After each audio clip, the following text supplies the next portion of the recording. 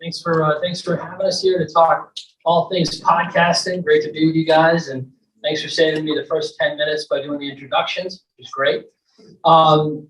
Let's jump right in. Each of you guys have kind of different podcasts that cover different topics with different approaches. Brandon, why don't we start with you? Tell us a little bit about your I Am Athlete podcast and premise. Yeah.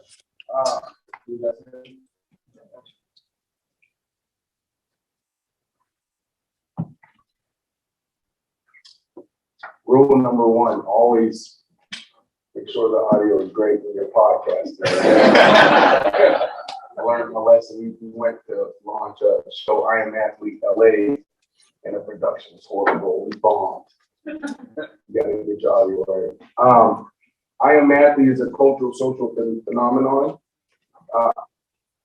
ESPN, FS1, I'm sorry if you're here. It's no longer a safe place for athletes. And I'm just being honest.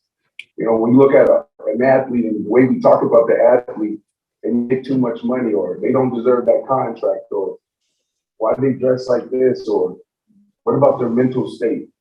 They just dropped the ball in front of millions of people, and now we're debating it the way we are. This person is terrible. That's a human being, right? So the locker room is interesting because the locker room is a safe place. The locker room, you know, you have so many different types of conversations, you know, on the entire spectrum. It could be in a locker room, and over here you have guys talking about, you know, what they did last night. You got guys over here talking about their children, their wives, and you could have a group over here talking about crypto. And so I Am Athlete is a safe place for athletes, but we still hold athletes accountable. When you had Antonio Brown on, we're able to have a brotherly conversation. Now, when we get to them, I don't know, but we try. And so I think there's a place for the debate shows, and there's a place for those critical shows.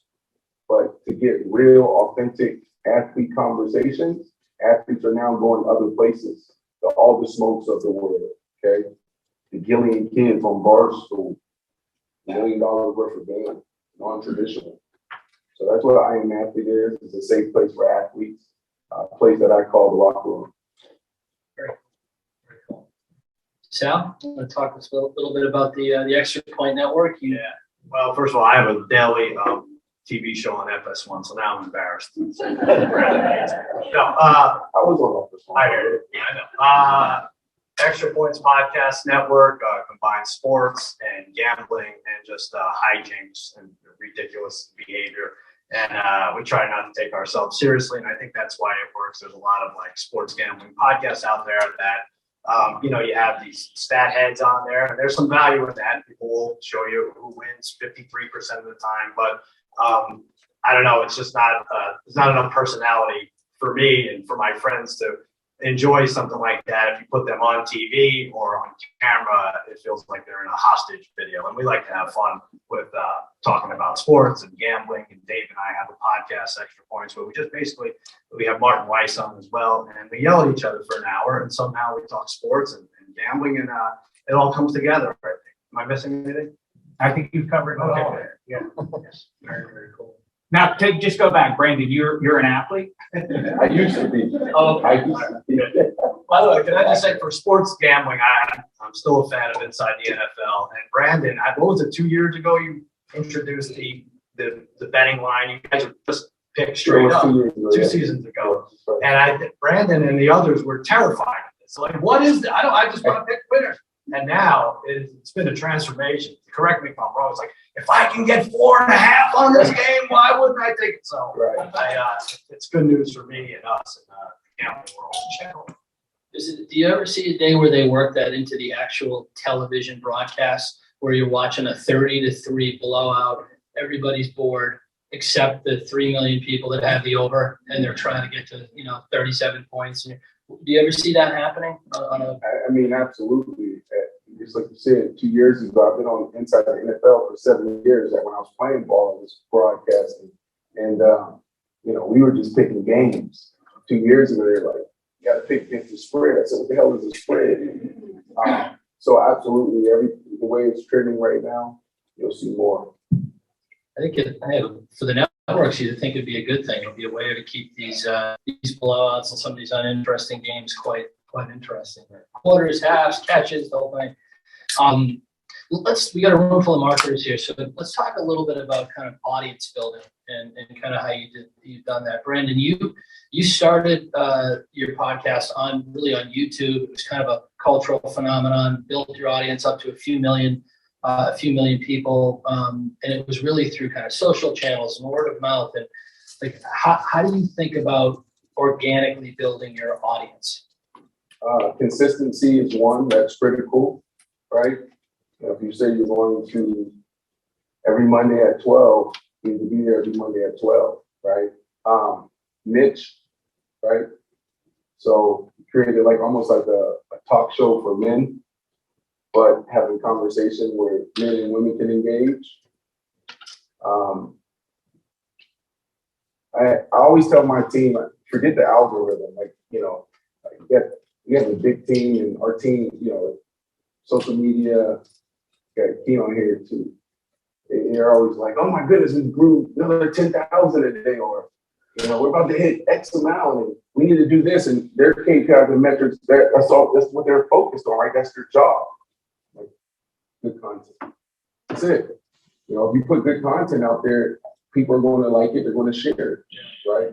And so we've had it seems like every show we have like viral moments, because all we're doing is putting the camera there. But I think it's about good content for us. I think there's other ways to do it, but for us, what worked for us is being consistent. We have a niche, and also I always lead with good content. You put good content out there, people will engage with it.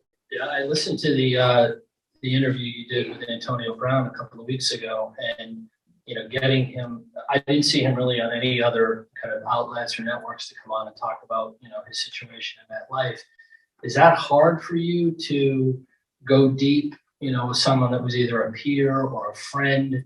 What is that like? Does it put you in a tough spot, or is it? No, because we do that, right? Like if they're coming on our show, they know there's going to be cameras. But those conversations, like all we're doing is having the same conversations, on air with cameras that we have in the locker room, right? So it's not hard at all. I think, what's been hard for me, if I'm being honest, is, how do I get into the conversation?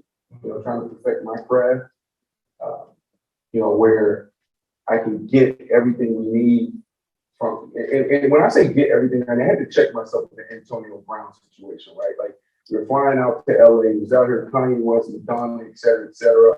And then I FaceTime him, he was like, yeah, I want to come on the show. Like, phenomenal. But all I kept thinking about was us and our platform. And I thought that, and I just caught myself and I said, that's the wrong way. So what does Antonio Brown need right now? So I just flipped my perspective.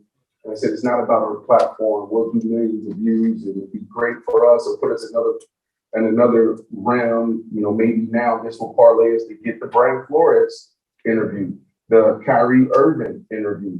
But I think I had to switch my perspective, and I think that may be a long-term switch for me. That's right. Yours is the locker room. You guys are more the everyman. I listen to your podcast, and you guys feel like you don't know you're my friend, but you feel like you're my friend. Dave, how do you audience build with that kind of perspective? You're Pittsburgh fan by heart, and you can hear it come through on the pod. How do you think about audience building like that? Pittsburgh, right, Brandon? I was going to say Pittsburgh. Yeah. Yes. Yeah. I guess it comes down to authenticity. If you try to portray yourself differently, I know people have had success. There are people making millions of dollars on TV and otherwise by essentially doing a bit or saying things that are going to trigger responses that they maybe don't believe. I don't think I'd be able to. We have a podcast right Somewhat with people you work with, but I'm not going to name it now. I think they're the hot takers, as they're called out there. It would be hard for me to keep the ball in the air and keep the various lies. Like, wait, did I say that? I can't portray what I said 2 weeks ago. So anyway, I just try to to say what I think, and authenticity, you know, what Brandon's talking about, he connects obviously on a, you know, he was in the locker room, so that's for him. I try to connect with players and otherwise by being my authentic self. I think players can pick up, whether it's Antonio Brown or otherwise, that I'm not faking this weird voice that I have, and I don't modify the way I talk with people depending on who's in front of me. I'm not trying to curry favor with anybody, and I think that breaks through with the players or whoever I'm talking to. That if nothing else, the annoying voice and otherwise, at least he's being himself there for some reason that connects with people more than trying to fit into. I think there's a certain pressure when you're surrounded in a you know, surrounded by a pool of reporters and otherwise. You think I want to be unique and I'm standing out, but all of a sudden when you're next to those people, suddenly you feel like I better try to impress these guys. I've tried to not worry about what those people think and try to worry about what the audience thinks. Good perspective. You guys have all had success in TV and radio and kind of done it all. What attracted you to podcasting? Oh, God, it's such a personal question. I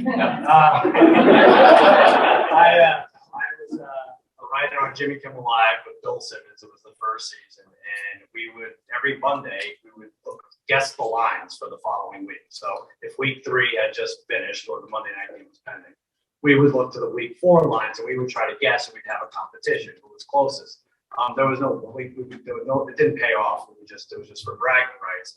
And then we would look in the USA Today. That used to be a newspaper for those of you who remember newspapers, and we see who would win. And Bill Simmons said, "Hey, we could do this on a podcast." And I said, "What is a podcast? I have no idea what this is." He's like, "It's an idea. It's coming around, and it's like an hour. It's free form." I'm like, "No, this is ridiculous." What year was this? This was 1937.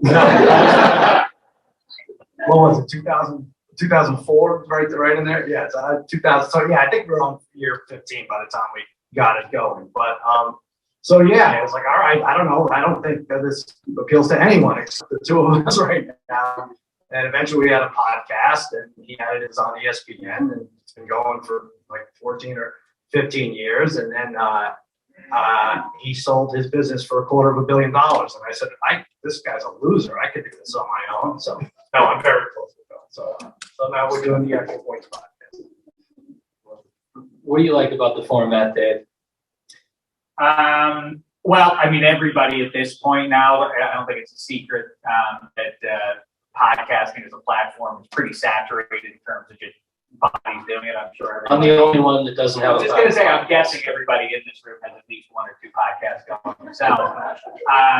But it's interesting, whereas with most platforms, it is, do you have, go out in 2022 and talk to network executives or otherwise, and generally speaking, be like, do you have anybody big attached to it? Everybody can have a podcast, and yet it doesn't work. Brandon works because Brandon is authentic and distinct, but just because you have a big celebrity name on there, very often, anecdotally to me, it seems that it is the vanity project of platforms. People think like, well, I'm a big name, or I want to get into that space and I can do it. It's easier to do than getting on the TV or otherwise.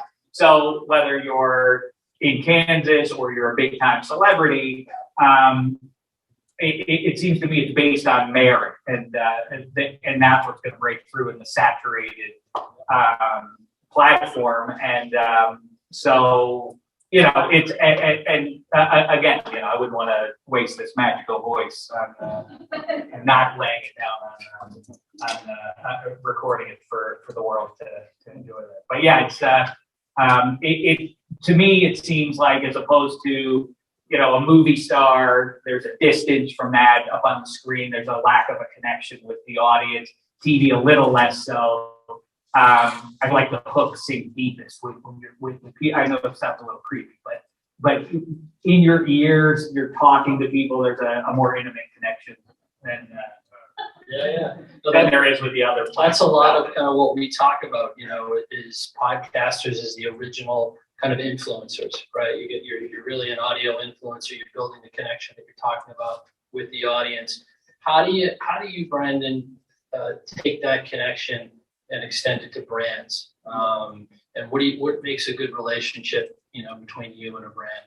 Well, you guys said some interesting things talking about influencer. My wife and I, last year we started our platform 18 months ago, and it just, the first year, first season, it was terrible. So I talked about consistency. Like we had like 84 people viewing live, and it would be like 5,000, 10,000 views, which was low for us. As an athlete, you go out there and I post an action shot, game time, touchdown, get hundreds of thousands, right? So now it's like, it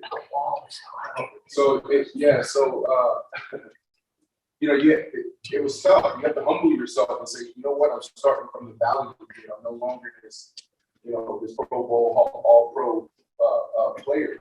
And so you have to build it up. And so we broke through and we went to go check out my nephew play ball in Georgia.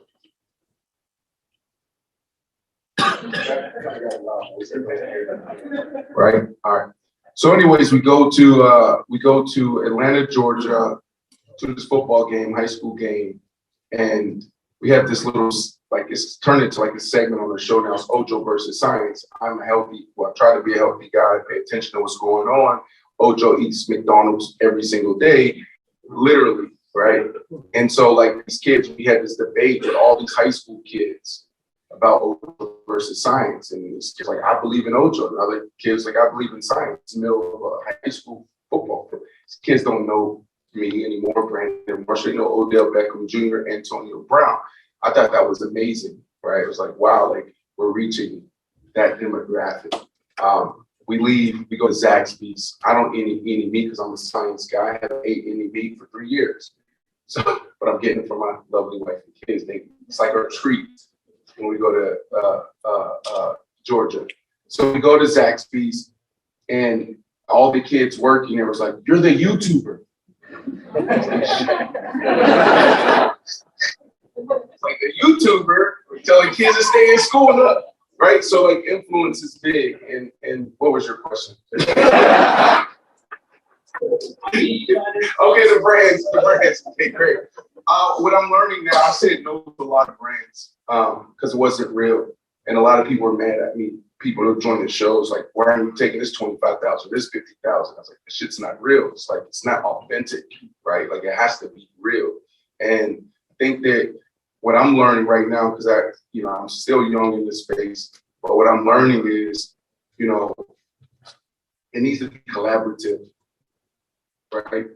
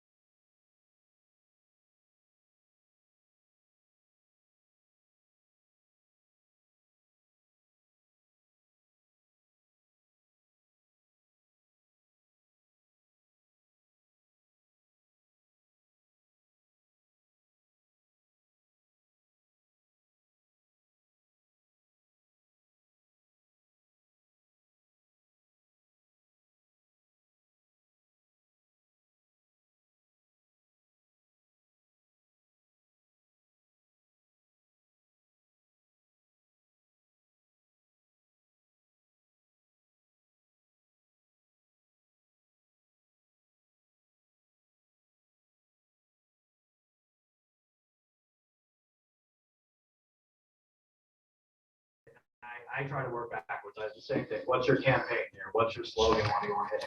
And if it's a campaign against drunk driving, it's got to be a little more serious than Captain Morgan's. And I'll use Captain Morgan as an example. And they want to feature the captain. I'm like, okay, so we came up with something called the Riverboat Casino. And what if the captain set lines on the Riverboat Casino for ridiculous propositions like Khloe Kardashian's next boyfriend, will he be over or under 6 feet 10 inches tall? And then we'll have like 4 idiots just argue about it. That's I guess place, but it seems to hit the spots and dots. So yeah, collaboration I would say is big, and then getting their campaigns. Anything to add, Dave? The same thing as these two guys. That's exactly right. Is I too wrote a Jimmy Kimmel Live, and for a year I did all the integrations that led into the show, and so I got really familiar with dealing with marketing people and what they wanted, and then obviously on a comedy show, what Jimmy Kimmel wants, or what security guard Guillermo in that role, and how they integrate those things. And that then led me to sort of a real retro kind of thing, even in the 21st century, which is the value that you can add as an individual, as a host of a podcast or otherwise. I started with Zach's piece. Specifically, I was in Nashville a couple of years ago, and booked Rashad Evans, who's on the Titans, to come and meet me over there. And then I said, let's work the drive-through window for a half an hour.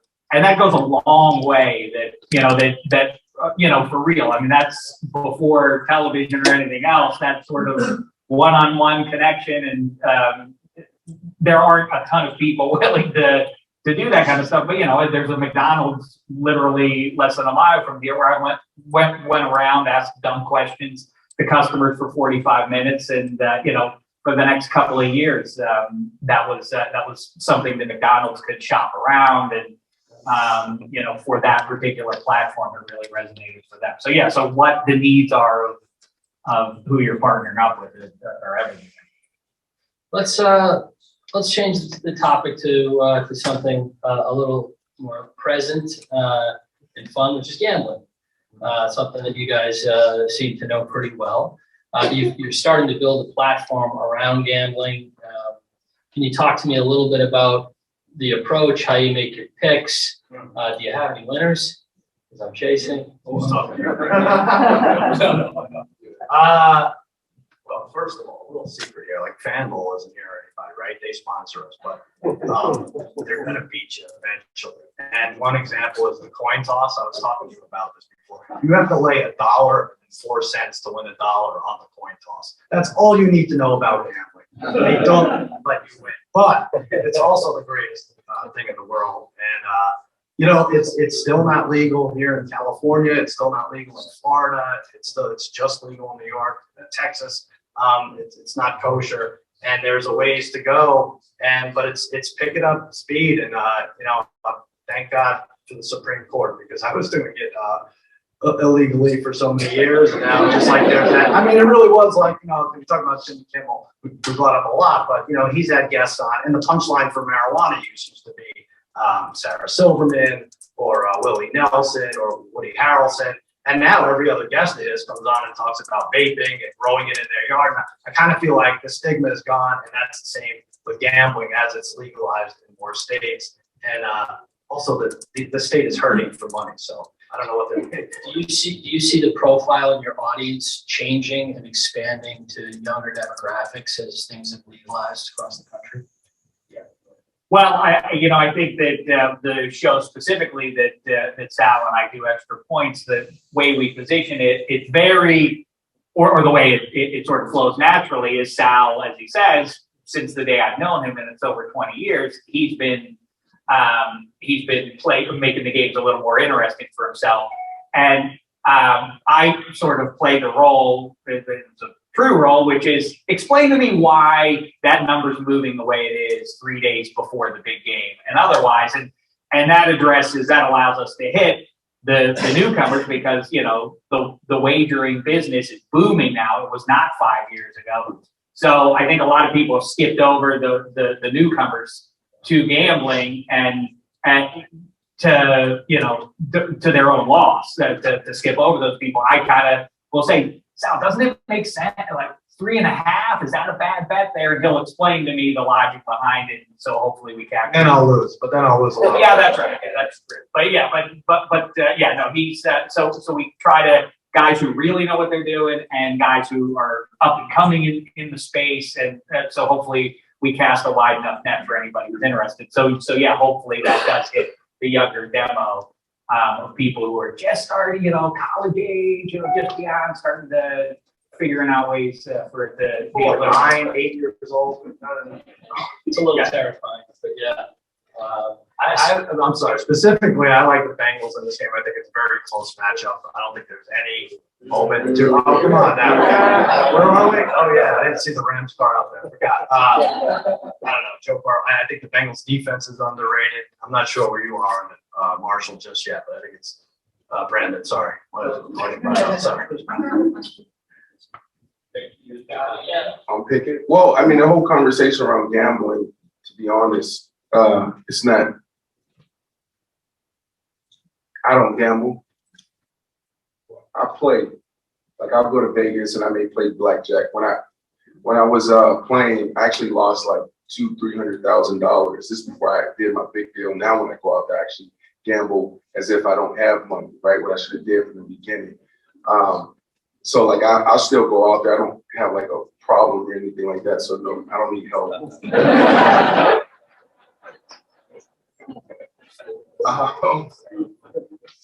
So yes, I still do it, but I also think that we need to be more responsible.